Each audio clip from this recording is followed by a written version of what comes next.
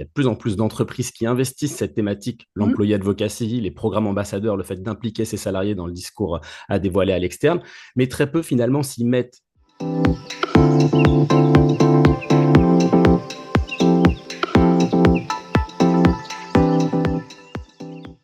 Bonjour Guillaume, Bonjour Anne-Cécile, ça va? mais ça va bien, merci. J'espère qu'il en est de même pour toi. Alors, tu dis souvent que la marque employeur n'est pas une promesse marketing, mais c'est une preuve alors du télétravail, des tensions diverses sur le marché de l'emploi. Comment tu vois l'avenir de la marque employeur?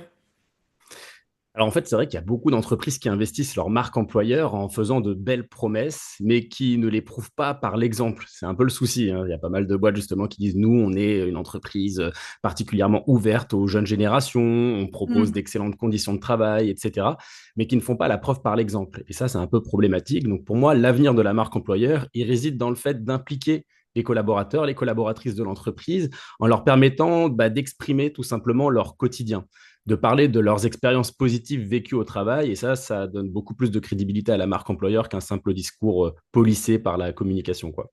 Et comment on communique ces expériences positives? Alors en fait, il y a plein de formats qui permettent de dévoiler l'entreprise sous son angle employeur. On va avoir le format audio, le format podcast par exemple. Moi, j'anime des podcasts avec Thales, avec la Poste Immobilier ou avec d'autres entreprises.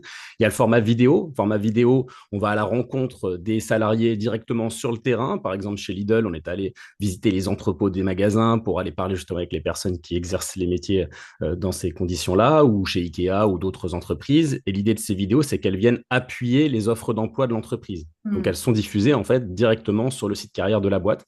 Et puis, le dernier format, ça va être le format rédactionnel. Ça, c'est très, très demandé par les candidats, mais peu d'entreprises en proposent. Il s'agit en fait d'articles conseils, par exemple, sur quelle posture adopter en entretien ou quelles sont les bonnes raisons de travailler le samedi. Si vous tapez ça sur Google, vous allez tomber sur un article de Decathlon. Et cet article, justement, il permet de répondre aux Ouais. préoccupations des candidats aujourd'hui. Tu accompagnes beaucoup d'entreprises sur l'expérience collaborateur. Est-ce qu'il reste encore une dimension sous-estimée à cette expérience? Bah, pour moi, c'est celle-ci, c'est l'employé advocacy. Alors, elle reste sous-estimée dans la mesure où on sait que c'est un sujet tendance, c'est-à-dire qu'il y a de plus en plus d'entreprises qui investissent cette thématique, Hmm. l'employé advocacy, les programmes ambassadeurs, le fait d'impliquer ses salariés dans le discours à dévoiler à l'externe, mais très peu finalement s'y mettent. Pour quelle raison? Tout simplement parce que la com et les RH ont un peu peur finalement d'ouvrir les vannes, ont peur que si les salariés communiquent sur LinkedIn ou sur d'autres réseaux, ils soient chassés par la concurrence ou qu'ils disent des bêtises, par exemple. Ou par exemple, si ils prennent des photos sur le terrain, sur un chantier, qui ne portent pas leur casque ou leur jugulaire. J'ai appris ça chez Vinci Énergie récemment. Est-ce qu'il y aura une question contractuelle à l'avenir, c'est-à-dire à partir du moment où je fais moi-même en tant que collaboratrice de l'employé advocacy, eh ben, c'est une compétence en plus et c'est une tâche en plus que je donne et que je fais au cœur de mon entreprise.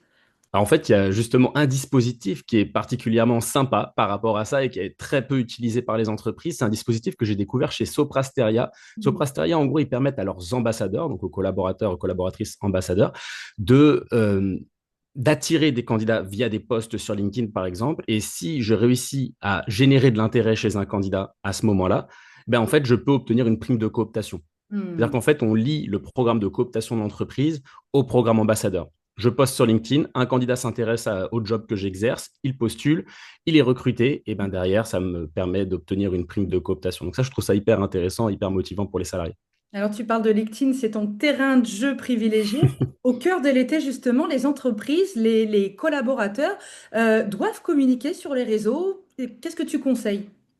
Alors, je dirais pas qu'ils doivent, mais en tout cas, je pense que c'est le rôle de l'entreprise que de les sensibiliser à la prise de parole sur LinkedIn. Donc, quels sont les do's et les don'ts, en gros, c'est un peu ça l'idée. Qu'est-ce que ça peut leur apporter déjà à titre personnel? Qu'est-ce que ça apporte aussi en retour à l'entreprise?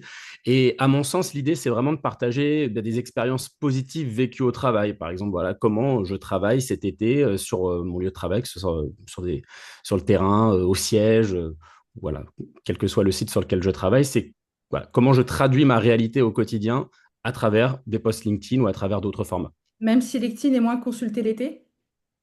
LinkedIn est moins consulté l'été, mais justement, c'est pour cette raison qu'il faut continuer à communiquer parce qu'il y a beaucoup de gens qui vont délaisser LinkedIn pendant tout l'été. Donc, les posts qui seront publiés auront beaucoup plus de visibilité auprès des utilisateurs, des utilisatrices qui utilisent LinkedIn. Pour moi, c'est plutôt un travail de long cours, LinkedIn, que simplement de poster à l'opportunité et de dire, voilà, bah, j'ai un poste à pourvoir, venez vite postuler, ouais, pardon, venez vite postuler, quoi. C'est notre question rituelle, la dernière. Guillaume, quel est ton rapport au matin? Quel est ton sens de l'aube? Waouh, mon sens de l'aube. Moi, j'avoue que j'ai pas un énorme sens de l'aube. Je suis pas très matinal, sauf si j'ai une motivation assez forte à me lever. Par exemple, bon, un petit déj RH, aller rencontrer des gens sympas ou bah, partir en vacances. C'est vrai, quand je pars en vacances, je me lève souvent très tôt, soit pour voilà, découvrir un beau lever de soleil ou commencer une grosse journée. Mais je suis pas très matinal. Mais bon, voilà, il faut simplement avoir la motivation. Je suis plus du soir, on va dire. Merci beaucoup, Guillaume. Tienne, Bel Cécile. été. Bah, toi aussi, profite bien. Merci.